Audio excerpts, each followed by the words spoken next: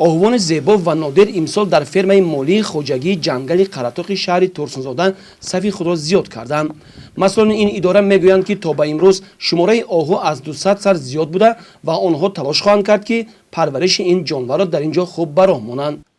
خوجگی جنگل قراتوق شهر ترسونزاده 44446 گکتار را در بر میگیرد.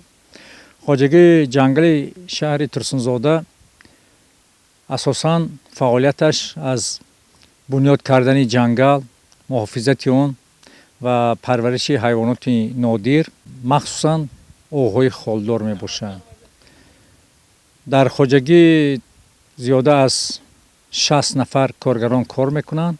پیشگیری از قانونشکنی های جنگل که برای بریش خودسرانه، شکار خودسرانه و دیگر قانونشکنی ها می باشند. خوجگی تصمیم گرفته است که بایگری جنگل را زیاد کند، بایگری طبیعت را زیادتر گرداند.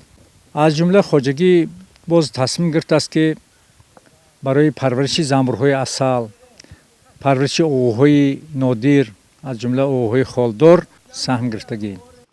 از خوجگی جنگل قراتوق شهر ترسونزاده معلومات میدهند که در اینجا نه تنها آهو بلکه دیگر جانورها نیز پرورش مییابند که از حالا برای نگهداری آنها در روزهای سرد زمستان غذای ضروری آماده می شود.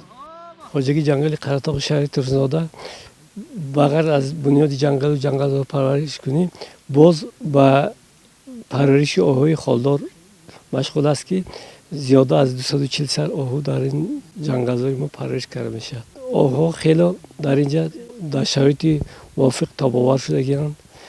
در همین شرایط خیلی نق زندگی میکنن. چندین سال بود که آهوی ما نسلشان یخکل شدگی بود، خون نزدیک شوی اولاد بود، تولد که اونها نسبتاً سست بود. ما از 100 سر همگی 20-25% نسل میگفتیم. امسال با خوجگی ما از شهر روسیه 9 سر آهو آوردن که در اینجا خیلی آبتابی افتند. ما اینها را با علاهیدگی در آهوی مدینه یک جای کردیم. امیدواریم که در آینده تا با 50% نسل آهو میرسد.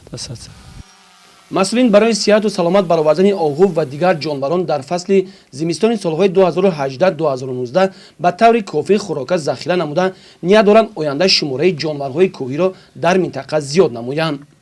گزارش خورشید علیمون فیروز میرزاєв از شهر ترسونزاده برای برنامه اطلاعاتی نوید.